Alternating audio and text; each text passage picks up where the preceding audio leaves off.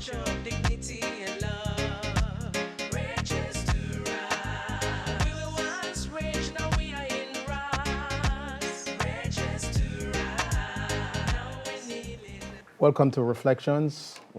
My name is Patrick Tomlinson. I'm your host. And once again, we have Mr. Walter Waterman, who was consented to coming back to speak with us. Mr. Waterman has a significant view of history and as it impacts Jamaica's independence and the West Indian Regiment, the Jamaica Defense Force. So he's consented to coming back to speak with us, following up on the last time when he spoke to us about his early life. So once again, Mr.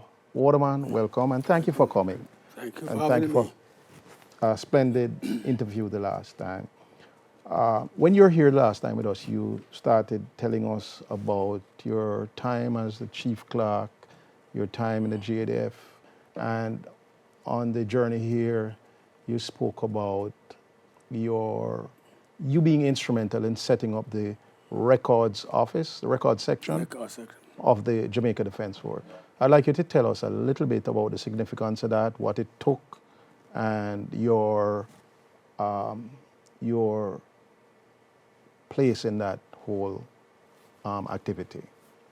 Yeah, well, the record section was set up because at the time the JDF, the High Command was thinking in terms of computerizing the entire Jamaica Defense Force. The records. All records, documents, and related things.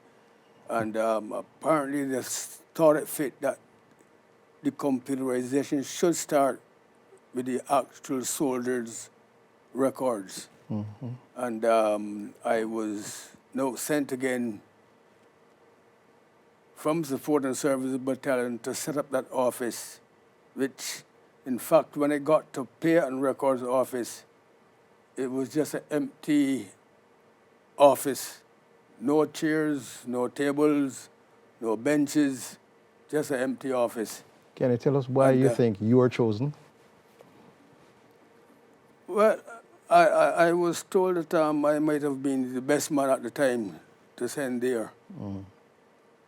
Because when they were looking for somebody, they forgot one man, which was a gentleman at the time named Captain Wilson.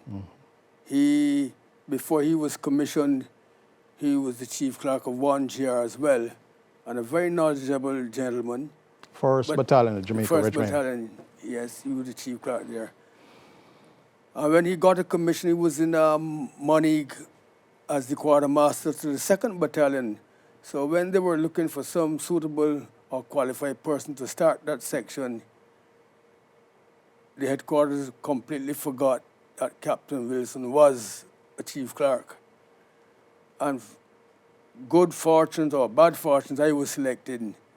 And I was given the task to start a brand new office. And like I said early on in my previous interview, I love accepting challenges.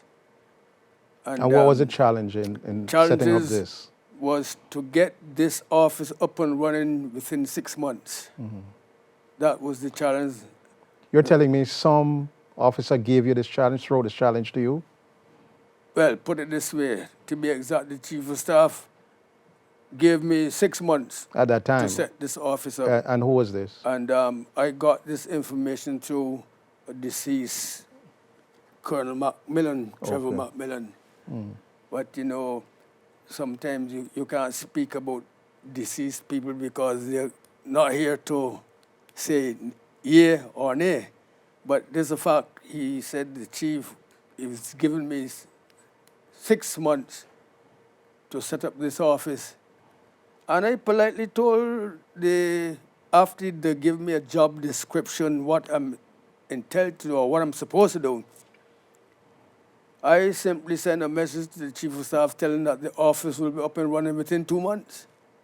And I was deemed to be a madman. The gentleman gave me 6, and I'm saying 2. And in fact, within the 2 months, the office was up and running. Mind you, the computers, in fact, the computer office that was being built, the department to carry this equipment was far from ready. What we had to do is put certain things in place first before anything could go on the computer when they arrived. And I had the honor and privilege to personally select the staff that I need. And I got a good staff, including civilians. And we got the job done. Right. We got You're the mentioning job to done. me a lady who was a civilian who I think a lot of people knew, who played a significant role in records and Mrs. No, at the time there was a lady named Lovelock, Okay. Mrs. Lovelock. She was in charge of the records section at the time because civilians always controlled pay and records office. Okay. So she was in charge of that section. But overall, we had a lot of things to do when it comes to because there were a backlog on the actual records of themselves because people got promoted and these promotion dates for individuals were not on the records at Pay and Records Office. So we had to go and find document, Part 2 orders and all these type of things to bring the paperwork up to date before we could actually get things on the computer. Unfortunately, I retired before the actual computers came into being. But the groundwork was laid. Laid back. Okay. And I'm happy for that one, that I was a part of it. How do you think that impacted the overall performance or activity of the service? Well, that was good. One would have thought that the JDF would have been computerized long ago, but it was something actually new coming up in Jamaica. But I think at this point it should be easier by using the computer and keeping a ton load of paper trail, which sometimes these papers get lost and all the rest of it. Right, or fires. And I think it was a good idea. Okay. I was looking forward to be there when the first computer came in to see what the whole system would be like, but unfortunately, I leave before. Oh, you had decided came to into- retire. So you had a long service, serving from 1961? Yes, and plus at the time it was coming for my time to retire because after basically 27 years, Yes. the army is not really for old people. So I thought it time to come to move on. But I didn't regret it. I will do it all over again. Okay, that's interesting to hear. Do it So you all served from over 1961 to 1988. 88, yeah. And you retired in 1988. Yeah, yes. Okay. Okay. And then you migrated to Migrated to the United States. where you still offered your services in more than one ways. Well, when I got to the great big apple, I said to my wife, because it's the first time I'm coming to the USA, I said to my wife, thank God that I'm in New York now, so I wouldn't have anybody, any friends to harass me because I have a lot of friends. But that was not to be. Because every time I get on a train or a bus or walking or taxi, there's somebody in New York shouting out Q Waterman, Q Waterman. Oh, okay, they recognize you. I never knew that it was so popular for a man that worked in office all of these years. And then I was invited to join or to actually form an ex-serviceman club here in the Bronx, which I did, lasted for a few years. And then I retired from that club. And interesting to note that in 2003, June 2003, I was invited to the first West Indian ex-servicemen's Association reunion, and that was supposed to be in Barbados. No, Jamaica. But because of a death in the family, I had to miss that one. And then after that reunion, I was told that there were approximately 43 ex-servicemen came from outside of Jamaica to that reunion. And the gentleman decided that reunions should go on every 2 years. So the first one was 2003, second one was 2005, which I got involved with organizing that second reunion. So you joined the association at the time? No, I was not yet. a member of the West Indian Regiment Association. And West India ex-servicemen. Ex-Servicemen Association. Right. So we went to Barbados and spent 11 days at our second reunion. And interesting to note, from 45, we had approximately 150 Wow. ex-servicemen that came from all over the world Wow. to that reunion in Barbados. And then, What was it like? I mean, you well, want to describe a little bit for us? the idea for that reunion, that it was actually started in Trinidad. The idea came in Trinidad that they should have a reunion because people were still keeping in touch with each other, and you know, it was kind of successful. Right. And 2007 was the third one, which I attended as well, and that was in Trinidad. And interesting to note that the third reunion, I think that was the largest out of the whole lot, Yes. because that attracted approximately 350 people. Wow. Wow. That, That's pretty big. Again, they came from all over the islands, all over, basically all over the world. Yes. In fact, Where was that held? In Trinidad. Okay, in Trinidad And that again. was there for 9 days. 9 days. Yes. We have people that attended that reunion as far as from Germany. As far as your... From Wow. Germany, Wow, wow. ex-soldiers came from Germany, Yes. Canada, Yeah. all over the place, England. Okay. And after 50 odd years, we are I'm keeping meeting people that I haven't seen in 50 odd years. Wow, that's interesting. Um, So you're currently president of the association? Well, I'm the current president of the West Indian Ex-Servicemen Association now. And I'm sorry to say that our motto is with dignity and honor unto the last man falls. And it seems to me that that motto is true to form, because when I became president, there were approximately 40, 50 odd men Active Now we're down to about 14 or 15. active members. And the reason for that is people migrated, and most of them then out, sorry to say. And the funny thing about it, the membership is open to all people that serve in any West India Island Defense Force. But the younger folks, apparently, they're not too interested in joining the association.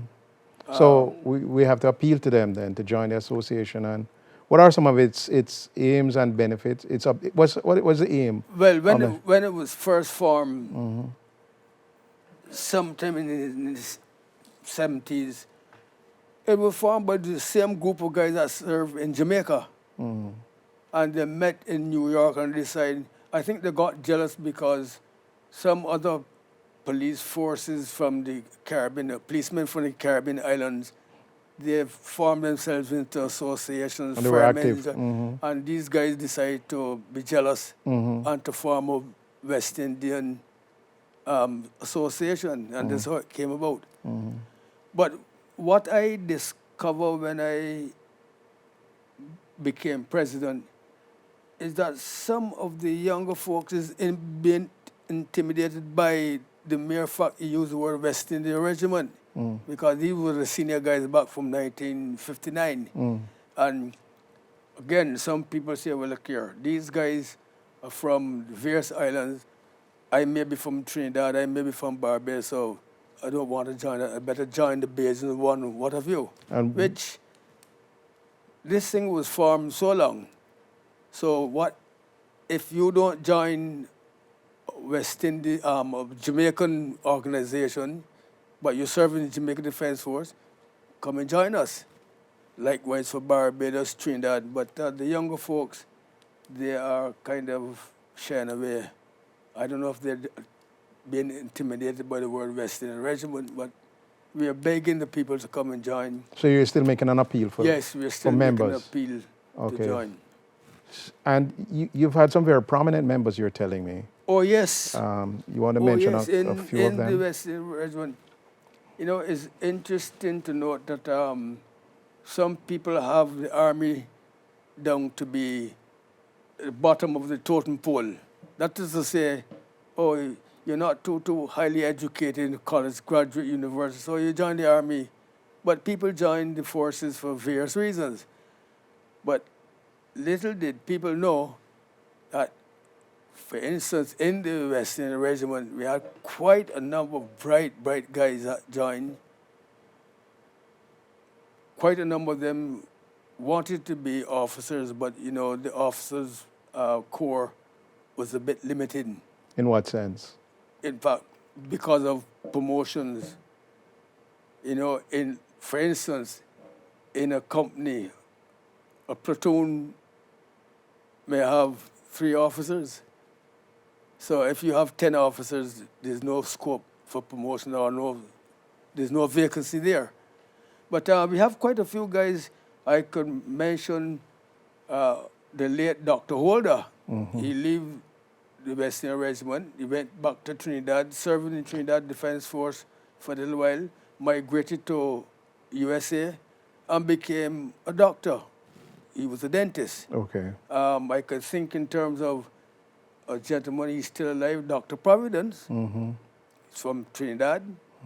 He left the West Indian Regiment, went back to Trinidad, served in the Trinidad Defense Force for a little while, came to America, practicing medical doctor. I can think in terms of Judge Castro Williams. He left the West Indian Regiment. So went were these back people to- that served with you? Yes, served. And he went back to Trinidad, then migrated to Canada and became a High Court judge in Canada. He passed away last year. And I can think in terms of You have Mr. Cecil Bernard. Cecil Bernard, who also served in the West Indian Regiment. He was from what Went island? Trinidad, went back to Trinidad, served in the Trinidad and Tobago Defense Force, and became a High Court judge in Trinidad until he passed away. Recently. And we have people here like Mr. Hollis Bostic that worked with, I think he worked with NBC as an engineer. And we have quite a number of lads that some of them I can't remember the names that came up here, and some of them doing their own business, some of the catering, some in the construction doing their own business. So, you know, these fellas did well. Did well. Did well. So it indicates that service did mold and put something positive to these men and to your lives. It did. It did. And to your life. It did. It did. And, well, I don't want to be involved in politics per se. But once they used to have national service, they cut it out. But it would be You're talking in the islands. in the and in islands, Jamaica. In Jamaica. Because I remember in Jamaica, they used to send some young officers, lieutenants and second lieutenants from England to places like Jamaica To do what? to be in the army. Oh, okay. Because, you know, in Jamaica, you had the British Army there, but some of them was in the West Indian Regiment as well. Okay. You know? Okay. Because I understand they had some program there that they had to qualify for certain things. So. But it would be a nice thing if we can get these guys back in uniform, because I think the army couldn't transform most of them into the proper citizens. Positive Because citizens. the army have the tools to do that. You're convinced of that? Yes, convinced of that. University can't do it. The army will do it. In what way? What And- do and- you think? And then again, in the army these last days, there are so many opportunities that there's there. In my day, we never had no school like the British Army had army school in Jamaica when they were there in the 60s and before. But I understand in the Jamaica Defense Force, you have all the opportunity, you can go even to the university. I understand that they have private soldiers in the Jamaica Defense Force that have degrees and what have you. So The times have changed. Yes, the opportunities are very, very wide. You couldn't go inside there as a novice and come back out Okay. with a better education, put it this way. The opportunities are there. Because the army nowadays is not 5 feet, 7, 8, 9, 10, the big guys. The army is technology, brains, Brains. right? Brains. So I would encourage all the young folks, whether you're in the West Indies or in America or England, just join the forces and be a man or be a woman. I think that's the main point. Be a man, be a woman. You're not a man or woman unless you don that uniform. You think so? Yes, I think so. You, That's a very strong statement. it's a strong statement, but it could be factual. It could be factual. Because for one, the army discipline, you can't get that in school. Because we have a way in the army to tell you when to get up, when to eat, when to sleep. That's a discipline, not when you want to. But I am a firm believer that this type of service will help a lot. Okay. It will help a lot. Okay. So where does the West Indian Ex-Servicemen's Association go now from here? Well, right now we Any are, upcoming events? Any things that you have on the drawing board? well, the year just started, so we have to start to plan. But what we do, one of our major things that we have a memorial service for all deceased soldiers in the Caribbean in the second Sunday in September every year. And we are hoping to have one this year at the St. Barnabas Church in Brooklyn. Okay, I suppose that I've been there. And Yes, yeah, that's yeah. one of our major events. But other than that, we do a small fundraising, and the important thing is to keep these old soldiers together. Very good, very good. Because we meet at meetings, we have our meetings, discuss what we want to do, and then we socialize, and we try to get as many of these guys to get out of the house at least once a month and come Very in, good, very good. socialize with us and enjoy themselves. Very good. You did, on one of those events, touch upon the old West India Federation. Do you want to speak about that a little bit briefly, and the Federation flag, because you had it at one of your events? And what was the Federation about? The Federation, the Federation it came about when all the islands, I think there were 10 of them that decided to... What year was this? that started in the mid-60s. Everybody was contemplating, and they did start the You Federation. mean in the 50s, coming up to the 60s? Yeah. Because the Federation actually started something in the late 50s. Right. And the headquarters was at Chaguaramas base in Trinidad, Okay, okay. where all these people were there. But of course, you know that Jamaica decided to opt out Right. of the Federation. That caused the collapse of the Union. And it's very interesting to note that 2 years ago, I was in a forum somewhere in Queens, and somebody mentioned about Western Red Federation. It was the Guyanese that asked me that question. I said, yes, there was a federation until Jamaica came out, and then Trinidad followed suit, and of course Barbados followed suit. And the gentleman said to me, was there a federation flag? I said, yes. There was a West Indian Federation. He has never seen the Federation flag. I said, the Federation was so short-lived that most people that live in now don't even they haven't heard about the Federation for once, and they don't never heard about this flag or even see one. But I happened to get a flag, which I displayed it in church, and it was surprising a lot of people, that especially the older folks, that they saw the flag, but they didn't remember what this flag was all Or about. couldn't identify it They couldn't offhand. identify that flag. But I have one of those flags in my possession right now, which I shall hang on to that flag very, very dearly. But there is a West Indian Federation flag, and I suppose one of these good days I might show you, I'll be more than if happy you to. request show you, so you can show your audience what the flag looks like. I'll be more than happy to. I'll be more than happy to. So the time is coming up against us, Mr. Waterman. You've told us of your long, illustrious service to not only the West India Regiment, which has a long history in and by itself, and also to the JDF.